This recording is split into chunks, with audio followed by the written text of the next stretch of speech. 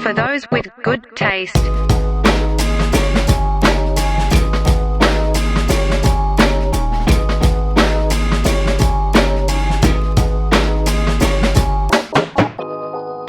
Hey, what is going on, everybody? It's your boys from For Those with Good Taste. I'm Matt. He's Lenny. Hola. And we're back in Good Taste Studios to bring you everything you need to know about sports, MMA, and what everyone around the world seems to be calling boxing nowadays. And wrestling. We didn't add wrestling. Oh, crapola, dude. I watched wrestling. What's wrong with this guy? Yeah, you watched the AEW? Yeah, you just keep trying to, make me forget that I'm a wrestling fan. Well, no, dude. I don't think anybody is going to get the fact that you're a wrestling fan past you. I just know that it's going to come up in conversation. Yeah, so we talk about wrestling every once in a while, too. I mean, probably more than we talk about anything else, I think. That's not true. We talk about MMA, I would say, quite a bit. Just barely. Yeah. So what happened in the WWE or wrestling world, buddy? So it was pretty cool, actually. AEW had a big event this weekend. They are full on with fans. Really? So it was quite the juxtaposition from what we've been used to, with having like fans to give feedback. And man, it was a nuts night as far as the audience is concerned, and a lot of really great matches. So yeah, I mean, like AEW is really good at putting on some decent events when it comes to their performances. So I would imagine just kind of getting the fans back integrated into the entire picture probably felt pretty good. Yeah, I mean, if you have anything to do on Wednesday nights going forward, I mean, I'm not a person who watches Dynamite every week. However, you introduce crowds back into the equation, and their crowds are some of the best in the world. So I might be watching. Be tuning in. I mean, there is something about having fans back in a stadium. Unfortunately, this past weekend, Champions League final happened. Yeah. Man City versus Chelsea. Yeah. There were fans there. I got something. Did you, dude? To commemorate. Oh, man. What? You're going to make me cry, dude. I didn't. Oh, yeah. I know. We don't really need to talk about it. I just want to say I'm sorry. I'm sorry for your loss. I just wanted to say it was beautiful because the fans were back. Yeah. Yeah, dude. I'm so. But they were back just in time to watch us lose. Yeah. And I don't really have much to say on the matter. So as you can see, I'm wearing my Columbia jersey. I am ready for. No. I'm ready for the Copa America, which is happening this summer. We're putting this season behind us. All right, dude. And I'm also hoping that the blue, orange, and black will rub off on my New York Knicks this week. How do I say goodbye? It was a different song I was going for. Oh, okay. I was doing was that Sheryl Crow or something? Sorry. We're good. I wanted to say, dude, I'm really sorry about what happened to you this weekend. And fun fact, Matt, I'm just going to put my candle on. Yeah, I was a little nervous about that, but I appreciate you. Props. This guy, Carrot Top over here. Yeah. That was really thoughtful, though. Yeah, I thought sweet, you were just pulling something out of your ass. This man I was 100% ready to go. I brought a prop. It smells good, too, doesn't it? Get yourself a real friend because this guy is a real friend. Dude, but fuck Chelsea, bro. Yeah. I want to come out and just say that. On your behalf and on the behalf of the world, fuck Chelsea. There's a lot of smoke going on in this room right now. So, my reason for saying fuck, did you see this clip? It was like the soccer fans of Chelsea. And it looked like it was outside of a restaurant, and they had like trashed this man's outside of a restaurant. And then the guy fucking pushes the owner over, who's just trying to tell him to like leave. Guy gets up with a bottle. Here's what I don't understand: the owner gets up with a bottle, goes after the guy who pushed him over, grabs him by like the shirt, and is yelling at him. And then he just gets clocked in the face. It's like so bad. Gets punched clear in the face. Not the scenes that you want to see if you're a sports fan in general. I didn't foresee that part. No, that. I didn't think about that part of it. Didn't think it was going to be a fire hazard. I'm genuinely concerned about that smoke detector because that has not always been good to us. That's fair. That's a fair point. But I think it's safe to say, man, there is something to being gracious in defeat. And that was something I was very proud of my team. They were very gracious in defeat. Were they? Yeah, they were. Pep Guardiola letting everybody know that it's not the last time we're going to see Man City in Champions League final. Here's to hoping that it's true. But as you said, we'll finish it on this. Fuck Chelsea and your fans. Yeah, fuck them. Fuck them in the A. Yeah, but it was a rough weekend to say the least, man. And it doesn't get any better with the fact that my New York Knicks and your Boston Celtics are currently sitting on the wrong side of 3-1 in the NBA playoffs. I'm down 2-1. I'm pretty sure you guys are down 3-1. Yeah, probably. Yeah, no, I looked at it before probably. We got here. I like the fact that you're trying to save face. No, we're both down 3-1, dude, buddy. That's not like, okay, so yeah, the Celtics and the Bruins both lost in the past 2 days. I'm not a hockey fan, but I did watch the game last night. Pat on the back for me. That's not the worst thing that's happened to Boston sports this week. The worst thing that happened to Boston sports this week was this dumbass who threw a fucking water bottle from the crowd, huh? It's a huge black eye on the sport. I mean, your fans did it too, actually. As a matter of fact, right? So what? Fuck, we're in the same boat right now. No, man. dude, we are in a situation where fans are back in stadiums, and rather than it being the joyous occasion that we hoped it would be, it's really just showing you the ugly side of fandoms and sportsmanship. The Boston thing fucking hurt, man. Like, and we're not a serious podcast, right? We mostly just bullshit around, but to we have our moments. Spend a moment here, right? So Kyrie this past week basically it's just like it's going to be great to have the fans back, but as long as there's no subtle like underlying racism and like pointing towards our fans. And that it's not the first time, obviously, that's said about Boston. Bill Russell famously, I think, has said he didn't have the best time playing. It's not a secret. The difficulty for me, I guess, is like racism exists everywhere, unfortunately, and it kind of hurts to like the fan base here to like just to be known to paint like a blanket, like paint with a brush over everybody and be like they're all like that. It makes us all that. Like, you know what I mean? Like it's like by pointing out a fan base and saying that, it makes all of us that. And I just don't think that's the case. Of course, everywhere in the world, there are people that suck and people that say really hurtful things and that shouldn't happen. Bailey feels the same way. Bailey's hurting right out there. She's not happy about it. It really sucks that she just really... She knows that you're upset. She knows that you're upset, and I think she's kind of momento. Give us just a moment. Yeah. We'll be right back.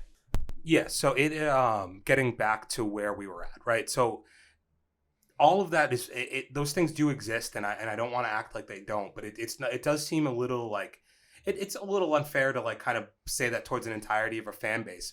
The issue becomes we get through 2 games of just being mostly normal fan base. You know, fans are rabid, fans care, like they're passionate. Some would say too much. Players are passionate too, right? And I think there's a place on both ends for that. Where there definitely has to be a level of respect, right? But we make it through 2 entire games in Boston, no issues, everything's fine. And then you get this one little fuck.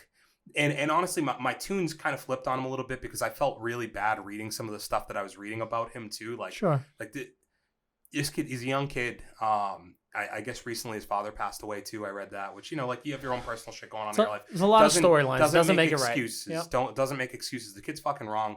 And he's going to be punished for that. And he's going to be held accountable, hopefully, right? Hopefully he gets held accountable for it. But it sucks because this dude goes and does something, which I hope wasn't racially driven, but I don't fucking know. But he does something that justifies all of that stuff that was said 5 days ago.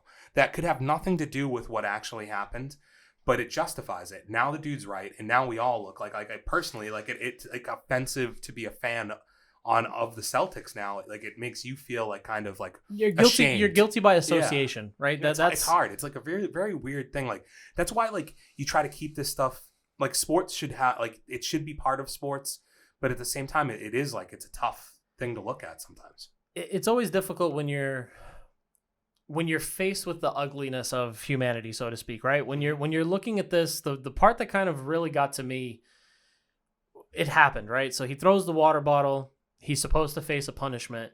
I think he wouldn't have gotten out of jail till today, by the way, because he did it on a holiday weekend. My issue lies with the fact that the initial response on one side or the other is justification.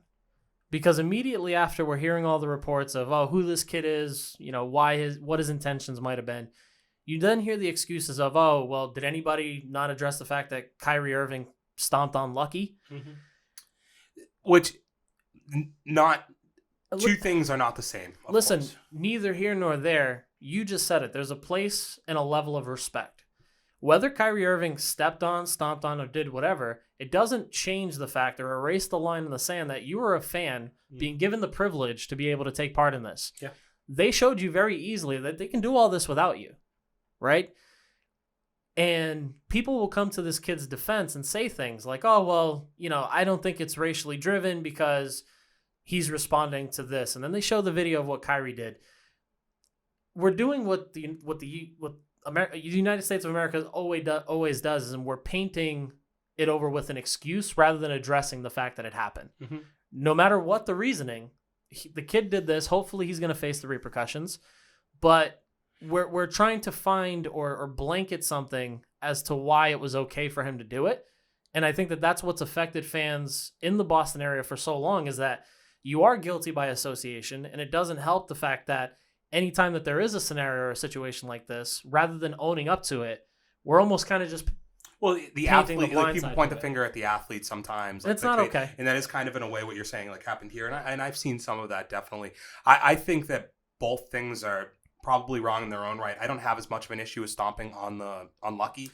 My major issue, what difference does it make on the Kyrie front is, if you've experienced like any, people being racist in Boston, by all means have it, like, you fuck those dudes, like, yeah, 100%, right?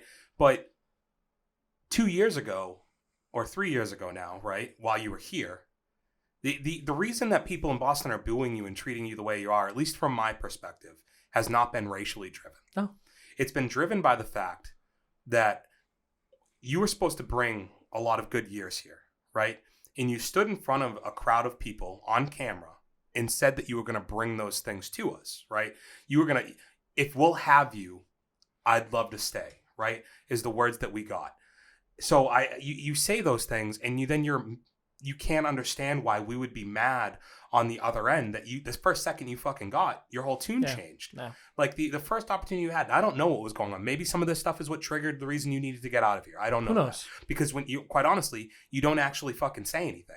And I would also say that this is a guy who fucking talks about karma, and he wants to walk around the garden with his like smoke and all that stuff and get rid of bad demons. But then your bad fucking energy walks to the center of the court in the garden and you stomp on it. So what's your fucking message? Right? You're in some ways a fucking hypocrite. And again, I want to because I don't want the message to be confused here. If somebody has ever fucking said something in this city to him racially, which it's probably happened, unfortunately. I'm sure it has. Not because it's Boston, but because we live in a fucked up fucking world. Humanity. Right? That's a problem. However, you cannot run around and talk about energy and fucking demons and spirits and all this shit and how there's negative aura in this arena when your ass is the one who fucking brought it a majority of the time. You brought it the majority of the time. Your last year was year in this building was negative. You're the negative energy, right? You again come back in here, you drop 40, you should have been fucking happy as anything, and instead you walked to the center of court and you stomped around like a little fucking kid. And as a neutral party in all of this, it's not like he went to, or he came from Cleveland without problems, and it's not like he's gone to Brooklyn without problems. Yes. He has been surrounded by negativity. Mm-hmm. So at some point, you got to kind of address the elephant in the room that it may just be you. Yeah. You're a great fucking basketball player. But as Maybe always, you're just not a likable person. We will stand on the leg of, we definitely say no to racism. That's 100% not okay. I think that's a fair message to have here. Yeah. But let's also let's pay our respect to the athletes. Let's understand sportsmanship and fandom. Last night they had a guy run on the court in the Nuggets game, was it, or something like that? One of those games. I mean, between that and the guy dumping the water bottle of the popcorn on Trae Young, right? No, Russell Westbrook. Oh yeah, Russ was ready to fight somebody, and he was leaving injured, which makes that situation even more worse. So they've got to figure, dude. That I said this yesterday, on the topic of sports. I was talking about ticket prices because I was on Friday night when I went out. We were looking at tickets to the Celtics game 3, and they were running like $300-$400 for the balcony. It's just not a price that I'm willing to pay. And then it turned into like the Patriots game, Tom Brady coming back to Foxborough, that the tickets are still going at $1,000. Somebody paid $15,000 for a ticket to that game, insane. And it came into like, what would you pay for a sporting event? And this next year, the prices are going to be insane because the demand is so high. And I can't imagine wanting to pay money for any of it, man. No. Like, I don't want to be in any of those crowds. Because people can't fucking control themselves and can't act right. We're already seeing the results of people being back in stadiums and not being responsible. Mm-hmm. But that just kind of walks hand in hand of what's been going on throughout this entire pandemic. We won't stick on that too long. Like we said, we're not a serious podcast. But definitely something that we wanted to address when it's affecting both of our fandoms. How bummed are you about the Knicks? Well, so to me, it just goes to what I said about them screaming "fuck you" to Trae Young. It's like, how are you guys? This is your first winning season in 6 years, 7 years. I could go far back. Who are we as an association? If you're a Knicks fan or a player or a coach, who are you to feel like you have the right to say fuck you to anybody? How are you going to attract talent? How are you going to continue to get people to want to invest in your organization if you don't know how to act? Yeah. That's the black eye in this all for me is, I talked about being gracious in victory, gracious in defeat. When you have no control over the situation, your team's down 2-1, 3-1, you're already feeling bad enough. Then to be associated with racism, to be associated with not treating players with respect, why am I sticking around as a Knicks fan? Yeah. Right? It's very difficult when you're looking at that. Everybody's like, the garden's back. And then like... The garden was never here. Like, we're back. Okay, what? Half the people who are fans now weren't alive when the Knicks were that good. You know what I mean? There's so many things of needing to build up your team and your association, and all this is a step back for us.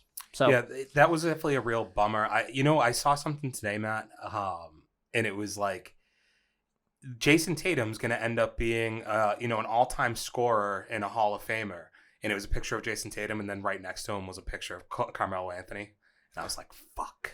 I'm fucked. But look at that story, because Carmelo Anthony, and I would by no means from a talent level or a personality level put him in the same boat with Jason Tatum.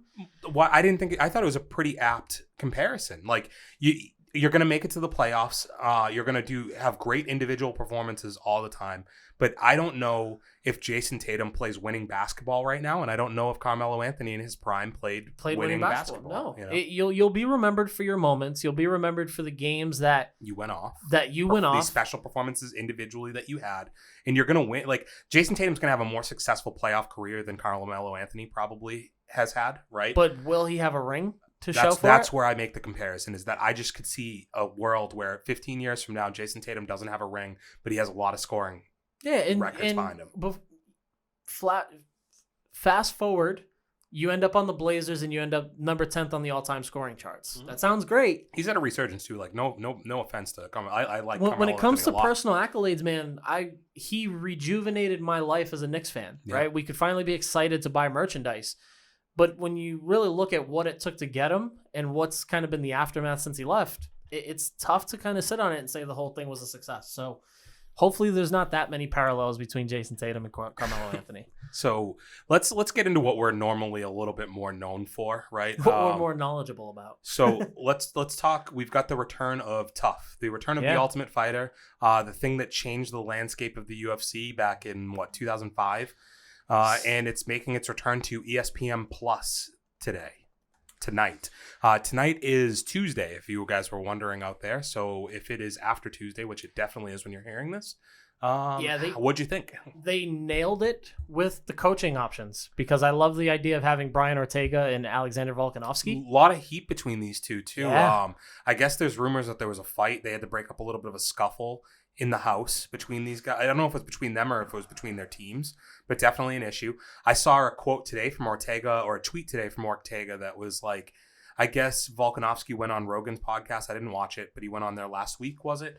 And he said something to the like of, I don't really like Brian Ortega. And I haven't seen the clip, but I guess a couple of seconds after, when Rogan kind of presses him, I'm like, well, did he do something? And he's kind of like, no. He's like, I think I have to fight him, so I'm trying to like build that up. But Ortega comes back and he's like, it's really funny. You had X amount of time in a house with me that you act like you respect me and all this stuff. Says a lot more about you when you go on the first podcast you can and be like, I don't like that. Start talking shit and then not really have a reason for it. Yeah, exactly. I mean, he might listen. The reason that most people are going to hate Brian Ortega is he has single-handedly smashed all of the hottest women who work either with the UFC, for the UFC. I don't know the other one. I mean, Halle Berry seems like she might have done something. So Halle Berry, and then he's Claudia got the Gadelha, now, right? Tracy Cortez.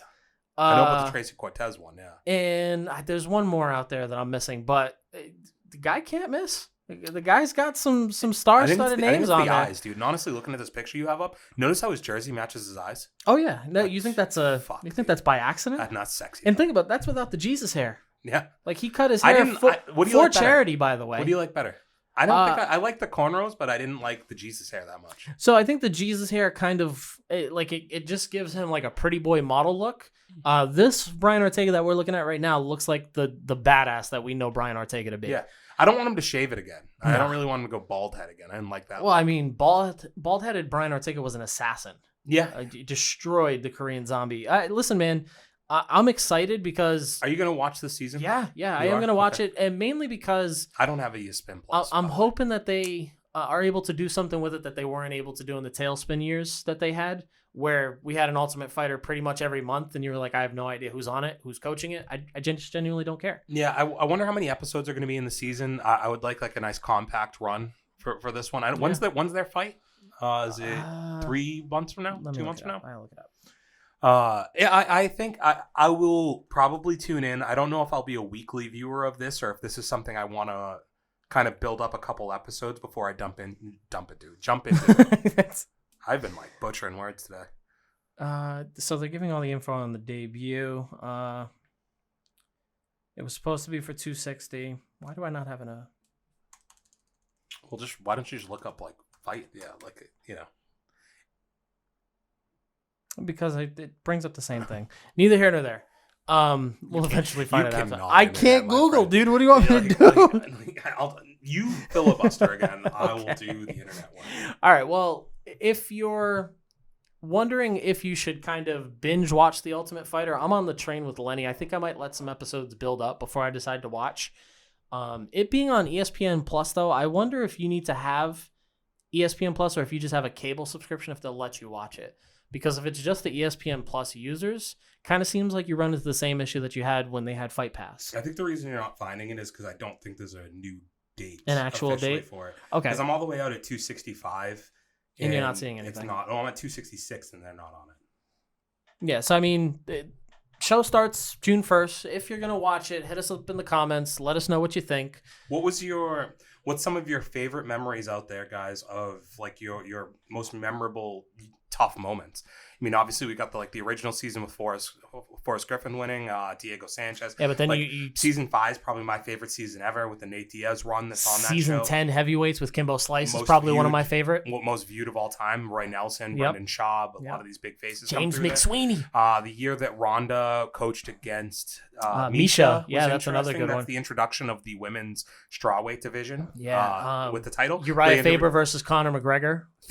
There's that one with the legendary snake in the grass comment. Yep. I was going to bring up how you're about to get you might get Carla Esparza versus Rose Namajunas, and that came from Tough, basically, Yep. right? So, yeah, it's good to see them bringing this back. I hope they've revamped it a little. I don't want to see the same layout as before. I don't know what changes you can really make. They've tried the live season, remember, with Uriah versus Dominic Cruz. Yep. That was the Chiesa season. Yep. I don't know what changes you can make at this point, but I'm interested to see how it looks on ESPN Plus. Hopefully the reality drama is as good as it is on the MTV The Challenge. But let's talk about a little bit more drama, Len. Recent fight news. A little bit more reality TV. Yeah, a little bit more reality TV. Recent fight news broke out that 3-0 undefeated boxer Jake Paul has recently signed on to fight 0-0 Tyron Woodley, coming off of 5 straight losses in the UFC. Does this get you bubbling? I think this is not that it gets me super excited or anything. I'm going to watch it. Like, no doubt about it. I'm going to watch it. And I think I'll have some level of excitement when I get closer to it. But I will say this. I think this makes a lot of sense. Okay. I think from a step up in competition perspective for Jake Paul, this makes a ton of sense. Because you're staying in the realm of a guy who's a little bit weathered. We don't know. I mean, he's coming off 5 rounds with Vicente Luque, where he took a lot of punches and he didn't go down. So that's hopeful, right? He's a guy who has a powerful punch, but he's not a boxer. So this is where I say it makes a lot of sense for Jake Paul. Yeah. Because he's going to put a champion on his resume. There's a decent chance he wins this. If he gets clipped, he can kind of prove some stuff to us as well, right? Did you see his tweet? He's gonna finish Did you see Tyron Woodley's tweet? The easiest fight and the best person in my career. So easiest fight, best person in my career, easy work. Yeah, I mean, I don't think I think that's promotion. I don't know that he could really think that. I think this is. I mean, do you disagree? This is probably going to be I lean towards Jake Paul being favored for me in this fight. I am going to tell you what. I did not think that they'd be able to find an opponent that made me root for Jake Paul. Ding, ding, ding, you have him. Yeah, because I can't root for him. The issue for me with Tyron Woodley, everyone, the pundits want to see Jake Paul fight someone who can go beyond just the grappling game and throw punches. So let's match him up with a guy who hasn't actively thrown any punches in his last 6 fights. No, you're wrong, because go back. Vicente Luque, sure. Pull the fight stats in that fight. He threw down. Don't forget. I don't want to look it up. From a on the surface point of view, I am watching a guy who has been extremely gun shy, hoping that he's going to build up some confidence fighting a guy who's not really used to fighting.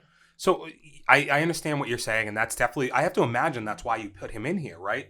Because, again, this is what's perfect about this for Jake Paul, right? You get to sell it based on name value and credentials, but not necessarily to the untrained eye. Like, we're going to know. Oh, yeah. But to anybody else out there, this should be competitive. This should be. And I still think it can be, because, Matt, tell me if I'm wrong. Like, isn't there a world to Tyron Woodley, if he chooses to here, right?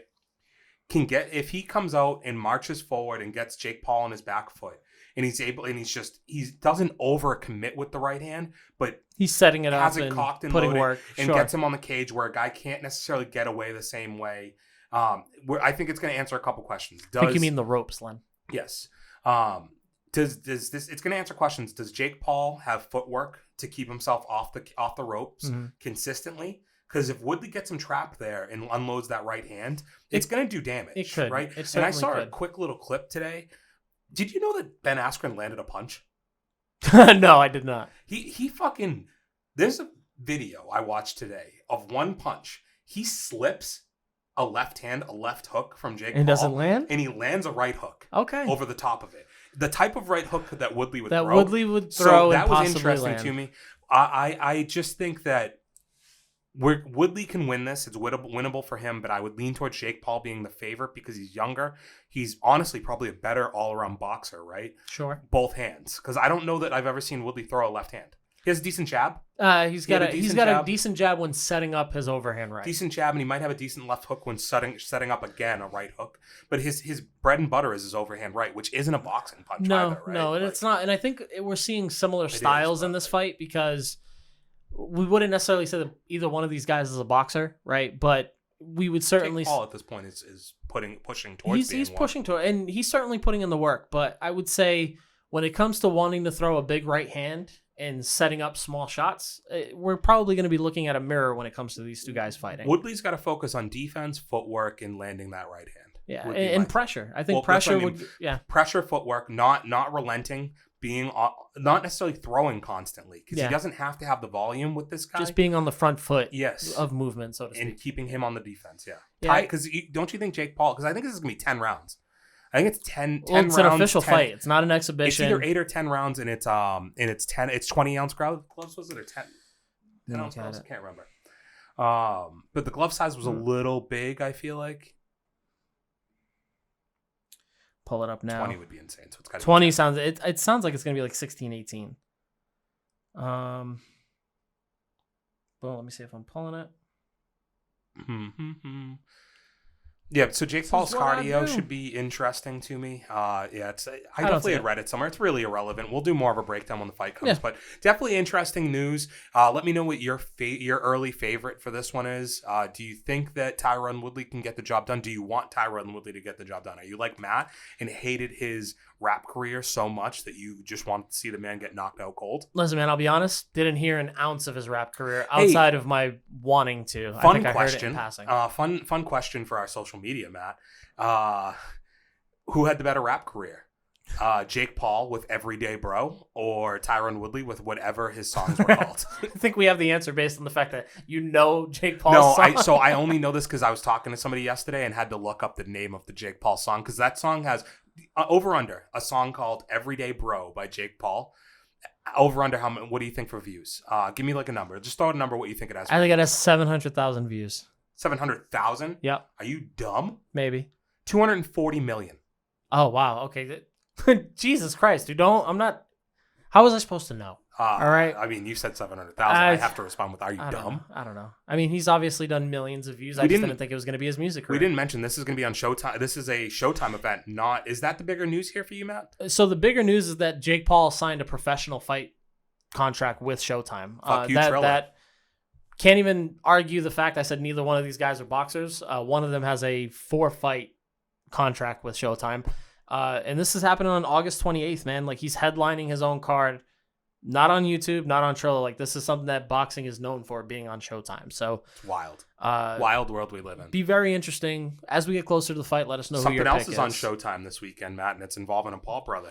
It looks like the Pauls are just slowly but surely taking over Showtime, buddy. Mm-hmm. And this one comes in the form of Logan Paul, the older brother of Jake Paul, right? Yep. Fighting Floyd Money Mayweather, a.k.a. the greatest boxer of all time. He is the greatest boxer of all time, the greatest defensive boxer of all time. That's not even quotes marks, right? We can just agree that he is. I'm just going to put that every time. This is a damn shame that this is happening. It's still hard to believe, isn't it? That like this weekend, I was talking to a mutual friend of ours, who he gave me good reason for why he's going to buy it. Like, he doesn't really go out, like he doesn't spend money on anything, in a similar situation to you with a kid, right? Yeah. And I was like, okay, I somewhat understand, because I would never pay for this. It's probably one of those things you throw a house party and you just get everybody together. Hey, you want to put $5 in on this stupid pay-per-view? And then everybody does it. How bad do you think this tarnishes Mayweather's career if he does not get... I said he has to get it done in under 2. The fact that he knocked out the dude in Risen... That's what I was going to say. In a round, who was a legitimate, very good fighter. Yeah. If he doesn't... If that wasn't fixed? I don't think it was. It's a lot of talk about it. Did it have to be? It didn't have to be, but... Like, if Mayweather wanted to with Conor, you don't think he could have gotten him up in 2? No, I do think he could have, but I don't know. That kid was a lot more spry than Conor as far as kickboxing and boxing went. Mm-hmm. And how quickly it went down, I think it definitely opens up the questions. Logan Paul, the KSI fights, he's okay, like, for me and you standards. Like, he's a better boxer than I am, right? Sure. He's put in a lot of work. There is not a world that I live in that I could see Floyd Mayweather letting this man who's too slow, too big, and too slow to hurt him. No, I think Jake made it too personal by stealing Floyd's hat. Yeah, it was definitely personal. Stupid move. But what this does is this now goes from Floyd kind of wanting to, mess around with Logan a little bit to, I need to make an example out of these guys because they think that they're me, right? These guys think they're coming into the boxing world making millions of dollars. This is my game. So I do think that there's a level of a personal attack that Floyd feels when it comes to this fight. The thing is he's no spry chicken. He's no young chicken. Well, I was going to ask, do you think he's going to shave the grays out before the fight? You mean he's going to dye it? Well, just like, if he wants to have hair, does he go bald? His beard is kind of long. Like, traditionally, he's usually had shorter hair, right? I just see him shave it off. He usually comes out pretty Boyd Floyd in all of his fights, right? So he could come in clean cut. Notice how rough he's been. I saw a video of him like hitting the bag the other day, and he looked. He wasn't trying. He was going slow, but he looked old as shit. Those photos look exactly like his getting out of prison photos, like from the neck up, right? From the neck down, that man was jacked, but from the neck up, he looked old. Are you ready to put a fight pick in for this? I mean, I just said it. Like, okay. I don't do the quote mark. I genuinely think Floyd Mayweather is probably the best boxer of all time, right? Not my favorite boxer of all time, but 50-0 is something regardless whether you pick easy fights. That's part of boxing, so I don't have that much of a gripe because when those rules have been established long before Mayweather ever was a thing, 50-0, you know how impressive that is, Matt, from watching combat sports. Like, you can have one bad night at any time. Yeah, you can get lucky throughout your entire career, but 50-0, that definitely says something. So I get you. I think that it'd be a fucking shame if he doesn't finish this in under 2. And it's like, what does it matter to Logan Paul if he gets knocked out in under 2 rounds? Realistically, he's making a ton of money, and all this is going to do is set up the fact that Mayweather's still a Showtime athlete. Jake Paul's been signed by Showtime, and we know where this is going, right? Yeah, we know where this is going. Little brother might have to come and avenge the loss. The better boxer of the two, and the guy who would give Mayweather a better fight. And I think that'd be more interesting, Matt, just for the fact that Jake Paul's actually trying to be a boxer, right? Yeah. So he's going to really go out there and try to traditionally box Mayweather, whereas I think Logan Paul is not under the impression. Have you seen him hit the bag? Logan? Yeah.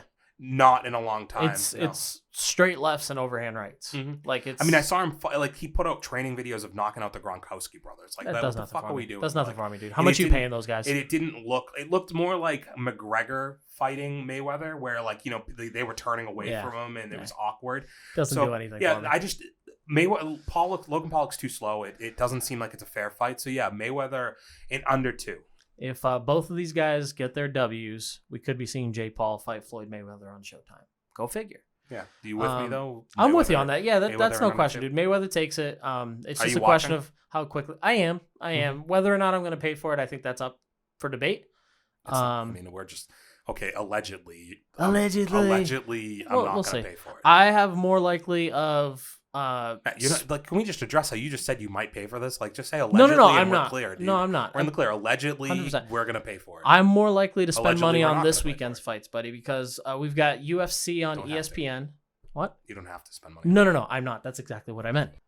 This weekend, we've got Jairzinho Rozenstruik against Alessio Sakai. Two guys that we're pretty familiar with on this show because we did exactly one episode on each of them. Yes. They're facing off on UFC on ESPN this weekend in a highly contested heavyweight bout. I think we've done more than one episode on Jairzinho because we've done Overeem versus him, I feel like. And then JDS. And then, no, you know what we did? We did JDS and we did Francis. Yeah. That's what it was. Yeah, because we did the one where Francis just walked through him and knocked him out. So, did he beat JDS after that? Yes. He did. He did. He knocked him out after that, Yeah. right? That was Okay. He's on the comeback trail right now. Cool. And then Sakai, what was his most recent outing? I feel like he lost. He lost to Alistair Overeem, right? Yep. I mean, this is an interesting fight. I think it's weird, you know, where you had a guy like Alessio Sakara here, kind of. Sakai. Yeah, I thought you were writing Sakai. No, the Sakara's another UFC fighter. You know, so Alessio Sakai with coming off a fight like that, and he was kind of on the upswing, and then you put him in there with a veteran. I do think it's a little interesting to put him back out here with the guy who's not necessarily a veteran, but a guy who has a pretty good run in the UFC so far. Has fought some pretty good competition, and I would say is a step above him in terms of rankings with Jairzinho. So, you know, big opportunity again for Sakai. They clearly see something with him in their strategy with these guys is just continuously feed them to the wolves rather than try to get them like, you know, confidence wins or anything. It's going to be a tough matchup. Do you agree? Yeah, it's going to be tough because heavyweight is one of those divisions where you might end up seeing a guy a couple of times on your way up or down, so to speak. And I have the instinct that this may not be this may not be the last time these two guys meet, but I do think that they're on two separate sides of the spectrum. I think they are trying to build up both athletes, but I think Jairzinho is a lot closer to the gold at this point. And that fight with Francis Ngannou was just short enough for us to say we didn't really see enough. Oh, and if he didn't back up in a straight line, like maybe he would have been. Yeah, if you had a little bit of, how would they say, head movement?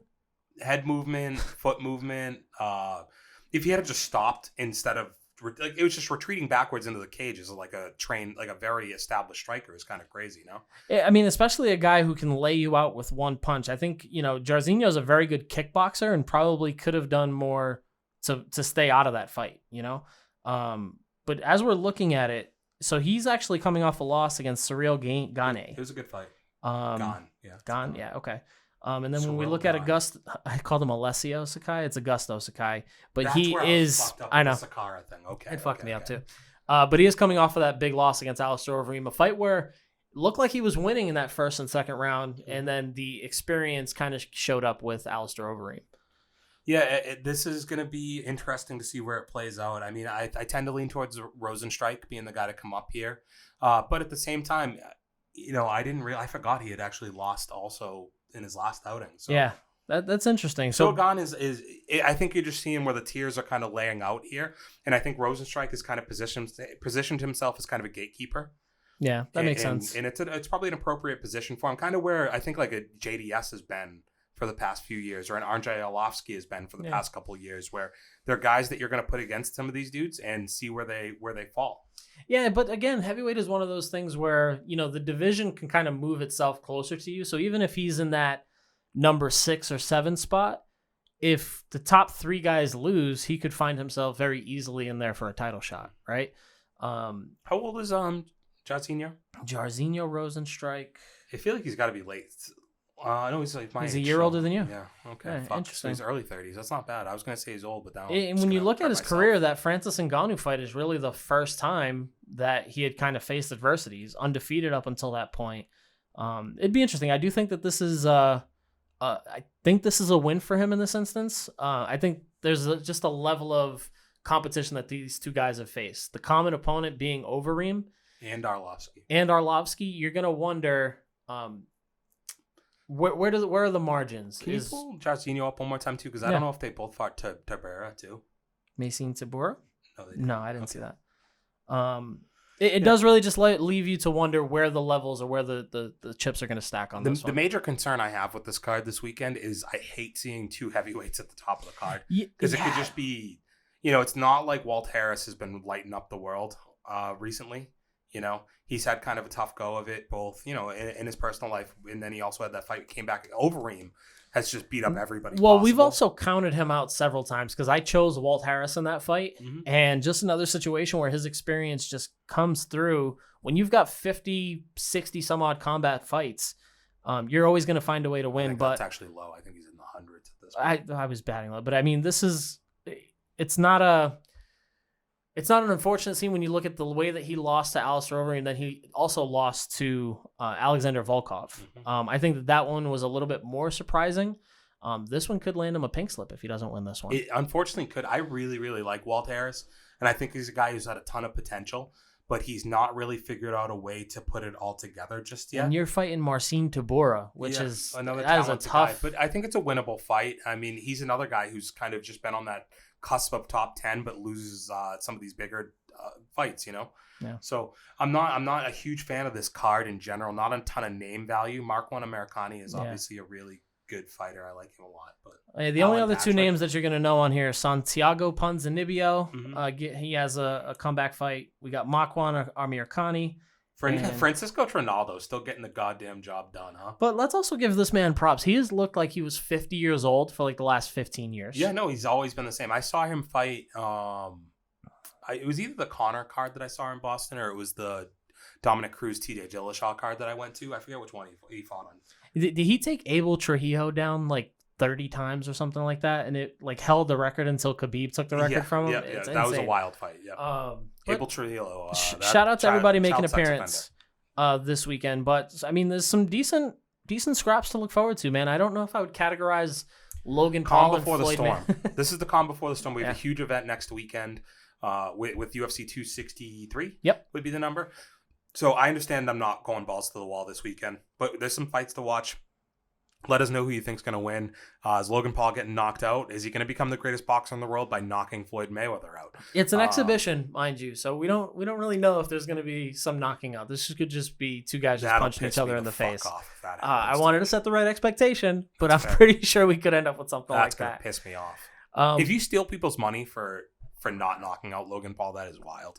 What's the cost on the pay-per-view? Do we know? Too much. That's why I know you're not paying for it. Well, allegedly. I was allegedly just setting myself up so that nobody could come and say I was pirating something. If anybody, somebody would get so much stress, Matt, looking at the amount of tabs that you leave open. Like, I'm stressed out right now, dude. Why don't you reuse tabs? I don't like reusing tabs. Okay, dude. Wow, this is $50. Yeah, I'm not spending that. So we could take away the allegedly. And there's nobody else boxing on this card that's of any note, right? I don't think so. Oh, wow. That's insane. But yeah, man, not a lot to go on, but we are certainly going to be pumped for UFC 263. We've got Israel Adesanya versus Marvin Vettori. Mm-hmm. We'll be getting in some picks next week when we come back in here. We have another title fight on there. We have Davidson Figueiredo against Brandon Moreno, and we also have Nate Diaz facing off against Leon Edwards. Yeah, we'll be jumping into a nice episode of Tale of the Tape for that one, giving you guys some inside looks on what to look out for that fight. But we appreciate you guys for taking this journey with us on MMA and sports news. If you're New York or Boston fans, the next time we see you, you'll probably be crying. But if you're not, let us know in the comments. The Bruins have a chance. We're not talking hockey. That's a good point. You and I both know hockey was nowhere near in that conversation. That was a good point. But if you do like hockey, hit us in the comments. Let us know. Hit us with a like. Share that subscribe button. Make sure you hit it first. At Good Taste Live on Twitter. At For Those With Good Taste on Instagram. See you there. And give us a like and a follow. I said this last time. I'll say it again. We're at 44 followers on YouTube. We would really, really like to get to 50. Just please help us. 50 is a fun number. I was that in football. Offensive line. Hell yeah. Probably one of the best numbers in a football jersey. Yeah, I agree. It looks really clean. It looks a really clean number. If we can get to 50, that's great. But if you get us to 55, even better. Yeah. But we'll catch you guys right back here next week. Love you. See you on the flip. Get the hell out of here. You ain't got to go home, but you got to get the fuck out of here. You can stay. Bye. For those with good taste.